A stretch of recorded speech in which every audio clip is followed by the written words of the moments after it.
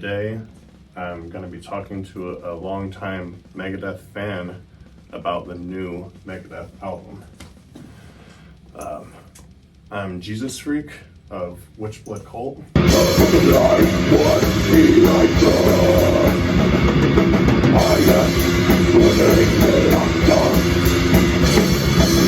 And I'm going to be talking to Raven.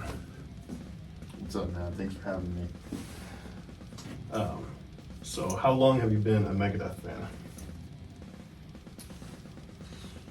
Probably like almost 20 years, I would say.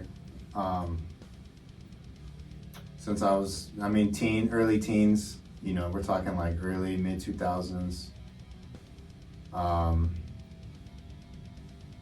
I was familiar with Megadeth for sure. Their songs and stuff are pretty much everywhere from like video games to movies.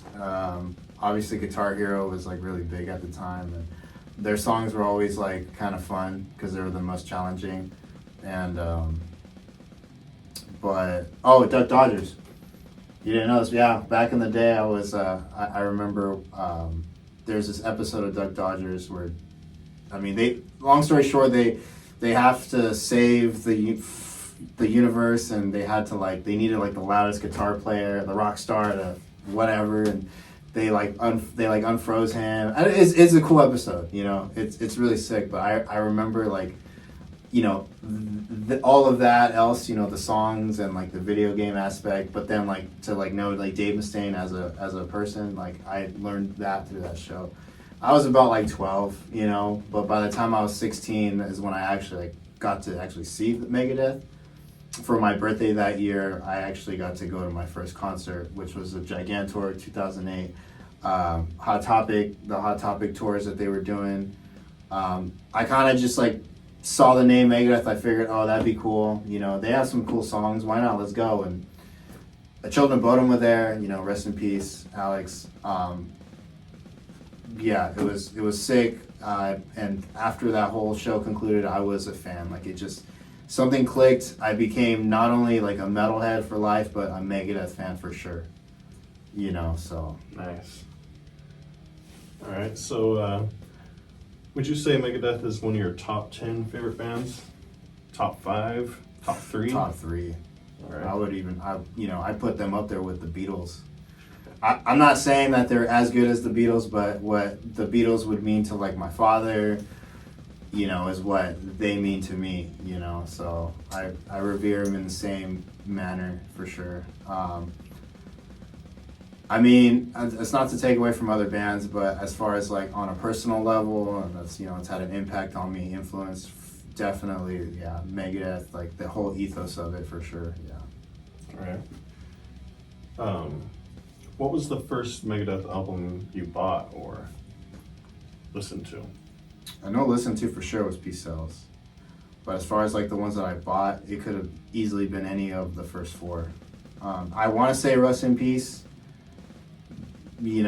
just because it seemed logical, but I can't remember. I remember getting Killing Is My Business, and being taken back by how, I think that one was the most shocking one to hear. The one with the skull and the bones and the blades, and that one was the most shocking one because I didn't that sounded so different than anything else that they were doing. So that one, Killing Is My Business, had the most impression, or the most shock to it. But as far as buying an album, going to the store, I want to say Rest in Peace just because at that time it was really easy to find. Yeah. All right. So Megadeth's 17th studio album, simply titled Megadeth, was released on January 23rd, 2026. What was the anticipation for you? What was the anticipation like for you leading up to the release of this album? I haven't been too thrilled with the last few albums for the last 15 years. I got into Megadeth during sort of their comeback era, with the System Has Failed, United Abominations, Endgame, those trilogies of albums, had the caliber on those is really high, and you know, anything post Endgame, you know, I'm talking about 13, Super Collider, even Dystopia, and the last one, Sick the Dying and the Dead. Like, I've not been like the biggest fan of those. I mean, they have great songs. There's a lot of good like themes and compositions, and there's a lot of guitar, you know, acrobatics going on, and there's some of those songs. But I think like as a whole package, like those albums just haven't been impressing me. And naturally, like with this one, I, you know, like not even, this is, you know, mind you, I hadn't heard it yet, so like this is just pure, you know, anticipation, pure hype. I mean, I just wasn't, you know, it's like, I mean, I knew I was going to listen to it.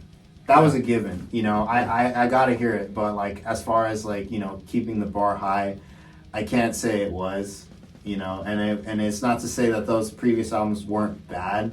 It was just compared to what was happening, you know, in the time when I was getting into them, it certainly like didn't live up to me personally, you know.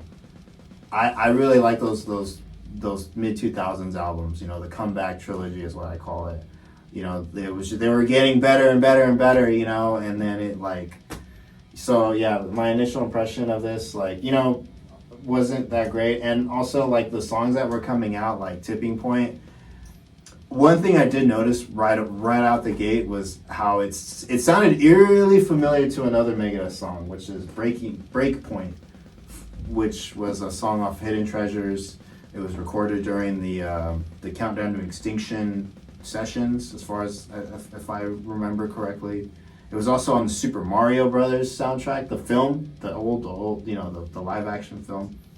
When I first heard Tipping Point, the song, which was the very first song that had been released, I noticed it sounded too much like a certain the song Breakpoint.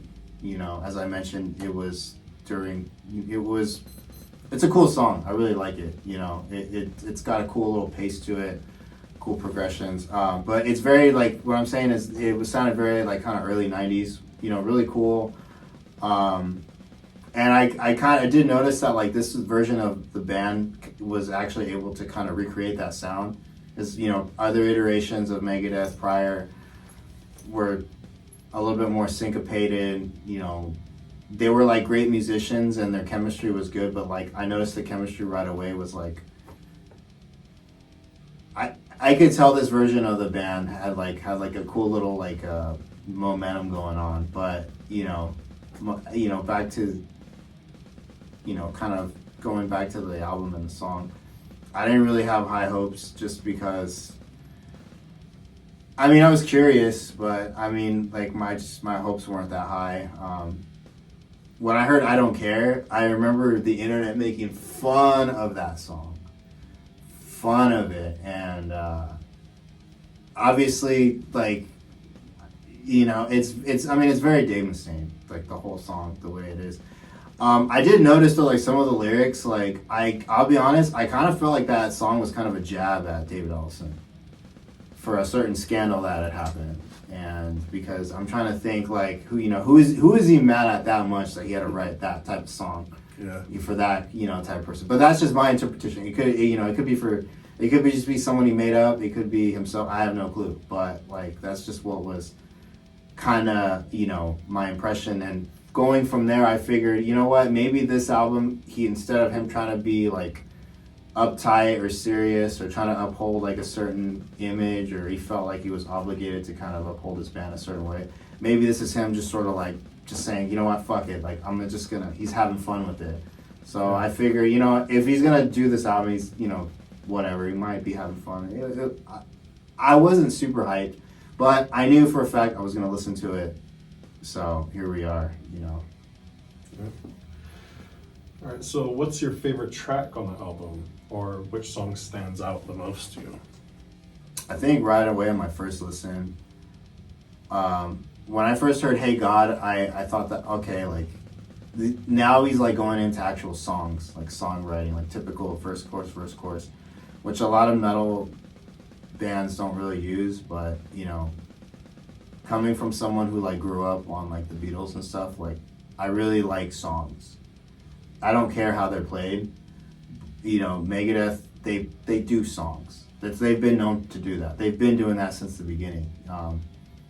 So you know, it felt good for them to hear like an actual song, you know, that, and it was catchy.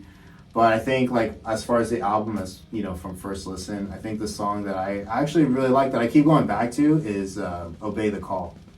You know, it's got a sick crunchy riff from the beginning. The chorus is cool. You know, I like the lyrics. The solos, you know, it's not too flashy. You know, it fits in really well. It's got a cool flow. And at the very end of the song, you know, it builds up to this like high octane fucking just balls out fucking